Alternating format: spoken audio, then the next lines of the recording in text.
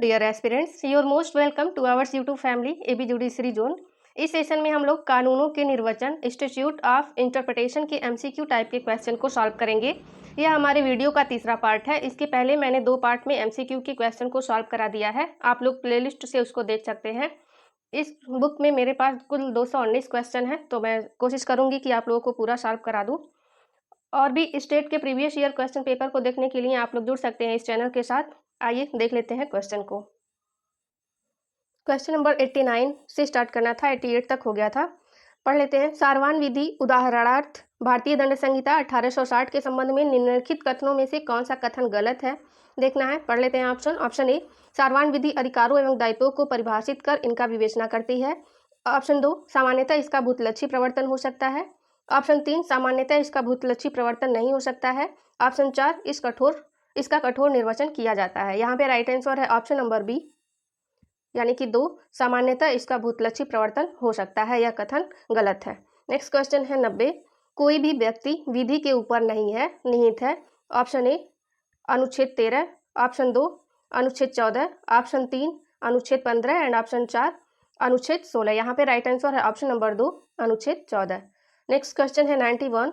संविधान का मूल ढांचा के सिद्धांत का प्रतिपादन सर्वप्रथम किस मामले में किया गया था? ऑप्शन देख लेते हैं। ऑप्शन 1, गोलकनाथ बनाम पंजाब राज्य। Option b, Minerva Mills limited बनाम भारत संघ। Option 3, SR. बोम्मई बनाम भारत संघ एंड ऑप्शन 4, केशवानंद भारती बनाम केरल राज्य। यहाँ पे राइट आंसर है ऑप्शन नंबर 4, केशवानंद भारती बनाम केरल राज्य। अगला क्वेश्चन है 92।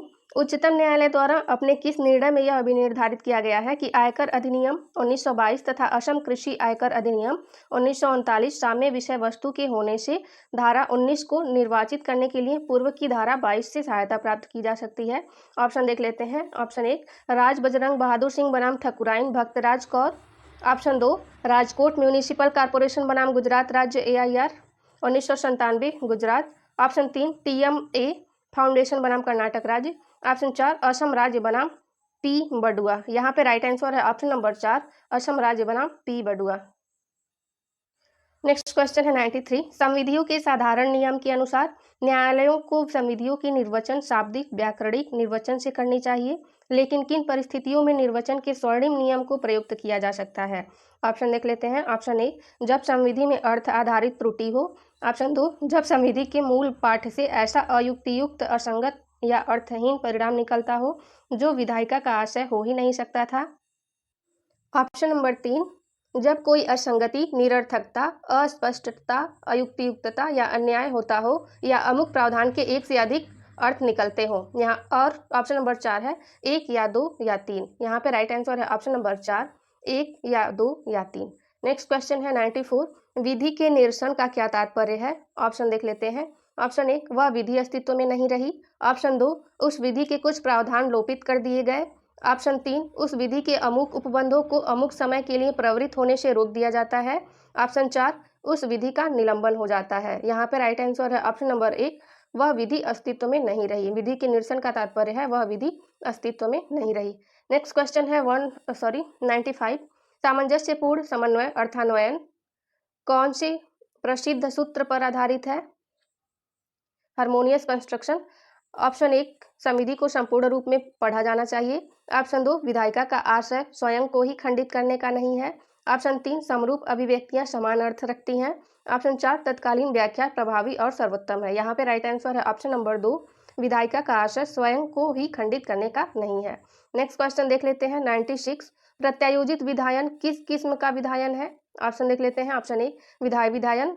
ऑप्शन 2, कार्यपालिकीय विधायन। ऑप्शन 3, न्यायपालिकीय विधायन एंड ऑप्शन 4, साम्य न्याय और शुद्ध अंतःकरणीय विधायन। यहाँ पे राइट आंसर है ऑप्शन नंबर 2, कार्यपालिकीय विधायन। प्रत्यायोजित विधायन किस किस्म का विधायन है? तो यह कार्यपालिकीय विधायन है। नेक्स्ट क्वेश्चन है 97। भारत में संविधान के अधीन समितियों का निर्वचन कौन कर सकता है? ऑप्शन देख लेते हैं। 1, केवल उच्चतम न्यायालय। ऑप्शन 2, उच्चतम न्यायालय और उच्च न्यायालय। ऑप्शन 3, सक्षम न्यायालय। ऑप्शन 4, उच्च न्यायालय और राज्य सरकार द्वारा प्राधिकृत कोई भी निकाय। यहाँ पे राइट आंसर है ऑप्शन नंबर 3, सक्षम न्यायालय। अगला क्वेश्चन देख लेते हैं। क्वेश्चन नंबर 98 है, संशोधनकारी कानून में विधायिका द्वारा पूर्व अथवा वर्तमान कानून में कोई उपबंध ऑप्शन 1, जोड़ा या निकाला जा सकता है। ऑप्शन 2 परिवर्तित या परिवर्धित किया जा सकता है। ऑप्शन 3 1 व 2। ऑप्शन 4 न तो 1 व न ही 2। यहाँ पे राइट आंसर है ऑप्शन नंबर 3 1 व 2 दोनों। देख लेते हैं क्वेश्चन नंबर 99 को। सौजन्यपूर्ण समन्वयपूर्ण अर्थान्वयन के संबंध में निम्नलिखित कथनों में से कौन सा कथन गलत है? गलत ऑप्शन चुनना है हम लोगों को, तो देख लेते हैं। ऑप्शन 1 समविधि का अर्थान्वयन इस प्रकार से किया जाना चाहिए कि यथासंभव सभी उपबंधों में सामंजस्य बना रहे व उनमें परस्पर टकराव न हो। ऑप्शन 2 समविधि का अर्थान्वयन इस प्रकार से करना चाहिए कि कोई भी उपबंध निरर्थक अथवा प्रभावहीन न हो। ऑप्शन 3 समविधि का अर्थान्वयन करते समय इस बात को दृष्टिगत रखना चाहिए कि समरूप अभिव्यक्तियां समान अर्थ रखती हैं। ऑप्शन 4 समविधि के प्रत्येक उपबंध को इस रूप में पढ़ा जाना चाहिए कि विभिन्न उपबंध एक दूसरे पर निर्भर है। यहाँ पे राइट आंसर है ऑप्शन नंबर 3 समविधियों का अर्थान्वयन करते समय इस बात को दृष्टिगत रखना चाहिए कि समरूप अभिव्यक्तियां समान अर्थ रखती हैं। यह कथन गलत है। अगला क्वेश्चन देख लेते हैं। 100 संविधान की उद्देशिका की भूमिका के संबंध में निम्नलिखित कथनों में से कौन सा कथन सही है? ऑप्शन देख लेते हैं। ऑप्शन 1 संविधान की उद्देशिका उसके निर्माताओं की आशय की कुंजी है। ऑप्शन 2 जब संविधान के शब्द संदिग्ध हो या एक से अधिक अर्थ देने वाले हो तब अर्थान्वयन के प्रयोजनार्थ उद्देशिका की प्रति निर्देश किया जा सकता है।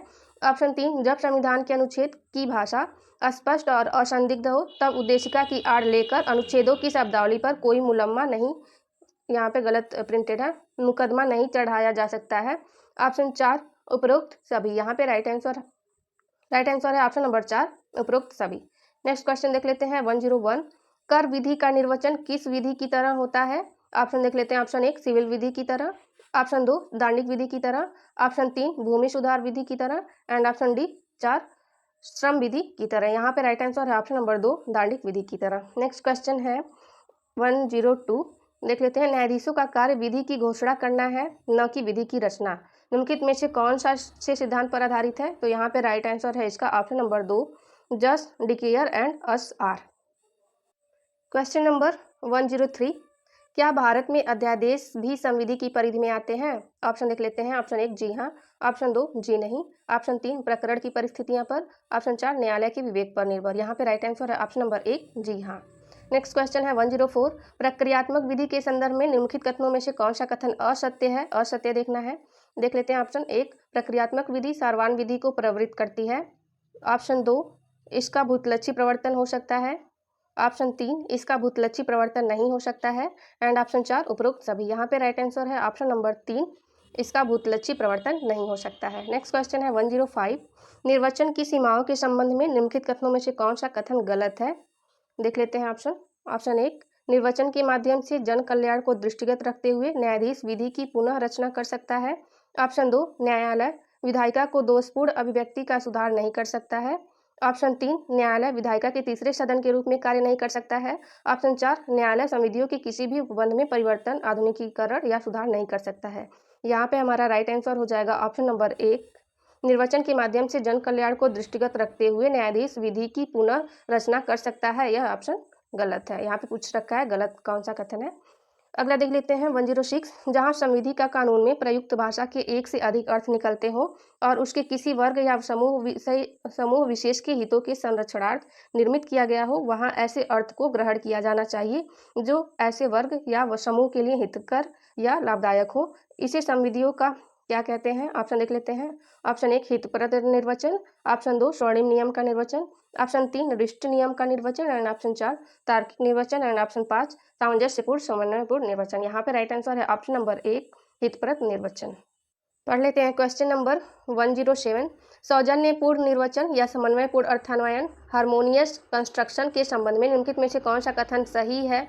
पढ़ लेते हैं। ऑप्शन 1 जब किसी संविधि के 2 या अधिक उपबंधों में सामंजस्य नहीं हो तब समन्वयपूर्ण अर्थान्वयन किया जा सकता है।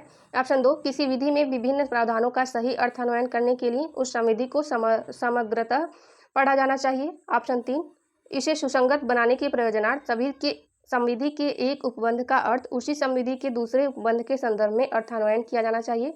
ऑप्शन 4 उपरोक्त सभी। यहाँ पे राइट आंसर है ऑप्शन नंबर 4 उपरोक्त सभी। नेक्स्ट क्वेश्चन है 108 संसद द्वारा निर्मित विधियों और राज्य के विधानमंडलों द्वारा निर्मित विधियों में असंगति होने की दशा में संसद द्वारा निर्मित विधि अभिभावी होगी के सूत्र के आधार पर न्यायालय द्वारा कौन सा सिद्धांत स्थापित किया गया है? ऑप्शन 1 सार और मर्म का सिद्धांत। ऑप्शन 2 आभासी विधान का सिद्धांत। ऑप्शन 3 ग्रहण का आच्छादन का सिद्धांत। ऑप्शन 4 पृथक्करणता का सिद्धांत। यहाँ पे राइट आंसर है ऑप्शन नंबर 4। अगला क्वेश्चन देख लेते हैं 109। निम्नलिखित उपधारणाओं में से संविधि के निर्वचन से संबंधित उपधारणाएं कौन सी हैं? ऑप्शन देख लेते हैं। ऑप्शन 1 न्यायालय की स्थापित अधिकारिता को वंचित करने, नवीन सृष्टि करने एवं विस्तारित करने के विरुद्ध उपधारणा। ऑप्शन 2 अंतर्राष्ट्रीय विधि की अतिक्रमण के विरुद्ध उपधारणा। ऑप्शन 3 कानून द्वारा राज्य क्षेत्रातीत प्रवर्तन के विरुद्ध उपधारणा। एंड ऑप्शन 4 उपरोक्त सभी। यहाँ पे राइट आंसर है ऑप्शन नंबर 4 उपरोक्त सभी। क्वेश्चन नंबर 110 संशोधन विधि किसे कहते हैं? ऑप्शन देख लेते हैं। ऑप्शन 1 ऐसे विधिक उपबंध जो किसी उपबंध के सामान्य या विनिर्दिष्ट संदेह या शंका का निवारण करता है। ऑप्शन 2 ऐसी विधि जो किसी विशिष्ट विषय वस्तु पर संपूर्ण विधिक प्रावधानों की विस्तार पूर्वक अभिव्यक्ति करता है। ऑप्शन नंबर 3 ऐसी विधि जो किसी विधि के विद्यमान उपबंधों को परिवर्तित, उपांतरित, प्रतिस्थापित, जोड़ने, घटाने, हटाने या लोपित करने का प्रभाव रखती है। ऑप्शन 4 ऐसी विधि जिसमें किसी विशिष्ट विषय वस्तु पर संपूर्ण विधिक उपबंधों को एक स्थान पर एक संविधि में एकत्रित है। यहाँ पे राइट आंसर है ऑप्शन नंबर 3 ऐसी विधि जो किसी विधि के विद्यमान उपबंधों को परिवर्तित, उपांतरित, प्रतिस्थापित, जोड़ने, घटाने, हटाने या लोपित करने का प्रभाव रखती है। नेक्स्ट क्वेश्चन पढ़ लेते हैं 111। कौन से लीडिंग केस में भारत के उच्चतम न्यायालय द्वारा यह अभिनिर्णित किया गया कि मूल अधिकार सहित संविधान के किसी भी प्रावधान का संशोधन संसद द्वारा भारत के संविधान के अनुच्छेद 368 के द्वारा प्रदत्त संशोधन की शक्ति के अधीन किया जा सकता है, परंतु ऐसे संशोधन संविधान के मौलिक ढांचे को स्पर्श या प्रभावित नहीं कर सकते हैं? ऑप्शन देख लेते हैं। ऑप्शन 1 शंकरी प्रसाद बनाम भारत संघ। ऑप्शन 2 सज्जन सिंह बनाम राजस्थान राज्य। ऑप्शन 3 आईसी गोलकनाथ बनाम पंजाब राज्य। एंड ऑप्शन 4 केशवानंद भारती बनाम केरल राज्य। यहाँ पे राइट आंसर है ऑप्शन नंबर 4 केशवानंद भारती बनाम केरल राज्य। नेक्स्ट क्वेश्चन है 112 पढ़ लेते हैं। डेलीगेटर्स नॉन प्रोटेस्ट डेलीगेयर का क्या अभिप्राय है? ऑप्शन देख लेते हैं। 1 प्रत्यायोजित शक्ति को आगे और प्रत्यायोजित नहीं किया जा सकता है। ऑप्शन 2 व्यक्ति स्वयं के पास जो स्वत्व है उससे बेहतर स्वत्व आगे अंतरित नहीं कर सकता है। ऑप्शन 3 तत्कालीन व्याख्या सर्वोत्तम एवं प्रभावी होती है। ऑप्शन 4 विधि को अमान्य से मान्य करना अच्छा है। यहाँ पे राइट आंसर है ऑप्शन नंबर 1 प्रत्यायोजित शक्ति को आगे और प्रत्यायोजित नहीं किया जा सकता है। नेक्स्ट क्वेश्चन देख लेते हैं 113 दांडिक विधि के संबंध में। ऑप्शन 1 दांडिक अपराध को अभियुक्त के विरुद्ध साबित करने का भार लोक अभियोजक पर होता है। ऑप्शन 2 संदेह का लाभ अभियुक्त को दिया जाता है। ऑप्शन 3 इसका अर्थान्वयन कठोरता से किया जाना चाहिए और शब्दावली की अक्षरशः व्याख्या की जानी चाहिए। ऑप्शन 4 दांडिक विधि भूतलक्षी न होकर भविष्यलक्षी होना चाहिए। ऑप्शन 5 उपरोक्त सभी। यहाँ पे राइट आंसर है ऑप्शन नंबर 5 उपरोक्त सभी कथन सत्य है। क्वेश्चन नंबर 114 है संहिता कारक विधि का क्या अभिप्राय है? ऑप्शन देख लेते हैं। ऑप्शन 1 ऐसा विधिक उपबंध जो किसी उपबंध के सामान्य या निर्दिष्ट संदेह या शंका को निवारण करता है। ऑप्शन 2 ऐसी विधि जो किसी विशिष्ट विषय वस्तु पर संपूर्ण विधिक प्रावधानों की विस्तार पूर्वक अभिव्यक्ति करती है। ऑप्शन 3 ऐसी विधि जो किसी विधि के विद्यमान उपबंधों को परिवर्तित, उपांतरित, प्रतिस्थापित, जोड़ने, हटाने या लोपित करने का प्रभाव रखती है। ऑप्शन 4 ऐसी विधि जिसमें किसी विशिष्ट विषय वस्तु पर संपूर्ण विधिक उपबंधों का एक स्थान पर एक संविधि में एकत्रित किया गया है। यहाँ पे राइट आंसर है ऑप्शन नंबर 2 ऐसी विधि जो किसी विशिष्ट विषय वस्तु पर संपूर्ण विधिक प्रावधानों की विस्तार पूर्वक अभिव्यक्ति करती है। नेक्स्ट क्वेश्चन है 115 निर्वचन करने का उद्देश्य क्या होता है? ऑप्शन 1 विधायिका का हेतु ज्ञात करना। ऑप्शन 2 विधायिका का आशय ज्ञात करना। ऑप्शन 3 विधायिका का प्रयोजन ज्ञात करना। एंड ऑप्शन 4 उपयुक्त सभी। यहाँ पे राइट आंसर है ऑप्शन नंबर 2 विधायिका का आशय ज्ञात करना। नेक्स्ट क्वेश्चन है 116 संविधि का निर्वचन किसे कहते हैं? ऑप्शन देख लेते हैं। ऑप्शन 1 संविधि के शब्दों की व्याख्या करना। ऑप्शन 2 संविधि के शब्दों को उनके स्वाभाविक और साधारण अर्थ दिया जाना। ऑप्शन 3 संविधि निर्मित करने के कारणों और उद्देश्यों की जांच करना। ऑप्शन 4 उपरोक्त में से कोई नहीं। यहाँ पे राइट आंसर है ऑप्शन नंबर 2 संविधि के शब्दों को उनका स्वाभाविक और साधारण अर्थ दिया जाना। नेक्स्ट क्वेश्चन है 117 विधानमंडल संसद द्वारा कार्यपालिका को अपनी विधायी शक्ति प्रत्यायोजित करने के संबंध में कौन सा कारण नहीं है? ऑप्शन देख लेते हैं। ऑप्शन 1 समय की कमी। ऑप्शन 2 नौकरशाही की दक्षता का परीक्षण। ऑप्शन 3 आपातकालीन स्थिति। ऑप्शन 4 विधि का प्रायोगिक परीक्षण। ऑप्शन 5 तकनीकी ज्ञान की कमी। यहाँ पे राइट आंसर है ऑप्शन नंबर 2 नौकरशाही की दक्षता का परीक्षण। नेक्स्ट क्वेश्चन है 118 पढ़ लेते हैं। संविधान के निर्वचन के संबंध में निम्नलिखित कथनों में से कौन सा कथन गलत है? ऑप्शन पढ़ लेते हैं। ऑप्शन 1 संविधान एक जीवंत विधि होने के कारण लचीलापन एवं अनुकूलीकरण इसकी जीवंतता के मुख्य आधार है। ऑप्शन 2 संविधान का संकुचित या पांडित्यपूर्ण निर्वचन नहीं किया जाना चाहिए, बल्कि न्यायालय द्वारा व्यापक उदारवादी दृष्टिकोण रखना चाहिए। ऑप्शन नंबर 3, संवैधानिक सिद्धांतों को सर्वोच्च मान्यता देने के प्रयोजन से उसकी शब्दावली को तोड़ा मरोड़ा जा सकता है। ऑप्शन 4, यदि संविधान के उपबंधों के एक से अधिक युक्तियुक्त अर्थ निकलते हो तो ऐसे अर्थ वाले अर्थान्वयन को स्वीकार किया जाना चाहिए जिससे संविधान की सार्थकता सुनिश्चित हो। ऑप्शन 5, संविधान निर्माताओं के आशय को संविधान में प्रयुक्त उपबंधों की शब्दावली में ही ढूंढना चाहिए। यहाँ पे राइट आंसर है ऑप्शन नंबर 3, संवैधानिक सिद्धांतों को सर्वोच्च मान्यता देने के प्रयोजन से उसकी शब्दावली को तोड़ा मरोड़ा जा सकता है। नेक्स्ट क्वेश्चन देख लेते हैं 119, नागरिक विधि एवं अंतर्राष्ट्रीय विधि के मध्य विरोधाभास या असंगति हो तो न्यायालय द्वारा कौन सी विधि प्रवृत्त की जानी चाहिए। ऑप्शन 1, नागरिक विधि। ऑप्शन 2, अंतर्राष्ट्रीय विधि। ऑप्शन 3, अंतर्राष्ट्रीय न्यायालय से निर्देश प्राप्त करना चाहिए। ऑप्शन 4, मामले की परिस्थितियों व न्यायालय के विवेक पर निर्भर है। यहाँ पे राइट आंसर है ऑप्शन नंबर 1, नागरिक विधि। नेक्स्ट क्वेश्चन है 120, विधिक निकट के हेतु पर ध्यान देती है, दूर के हेतु पर नहीं, कौन से सूत्र पर आधारित है। तो यहाँ पे राइट आंसर है ऑप्शन नंबर 2, जूरा नॉन रिमोट काजा सिड प्रोक्सिमा स्पेक्टेक्चर। अगला क्वेश्चन है 121, निर्वचन के प्रकार है। ऑप्शन देख लेते हैं। ऑप्शन 1, शाब्दिक निर्वचन लिट्रा लेगिस।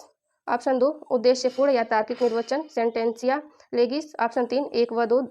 ऑप्शन 4, न तो 1 व न ही 2। यहाँ पे राइट आंसर है ऑप्शन नंबर 3, 1 व 2 दोनों। नेक्स्ट क्वेश्चन है 122, तथ्यों का ज्ञान नहीं होना तो क्षम्य है लेकिन कानून के ज्ञान से अनिभिज्ञता होना क्षम्य नहीं है, कौन से सूत्र पर आधारित है। इसका राइट आंसर है ऑप्शन नंबर 1, इग्नोरेंसिया फेसिस एग्जीक्यूसेट इग्नोरेशिया ज्यूरिस नॉन एग्जीक्यूट। इस वीडियो में बस इतना ही। नेक्स्ट वीडियो में आगे के क्वेश्चन को सॉल्व करेंगे। Thank you for watching.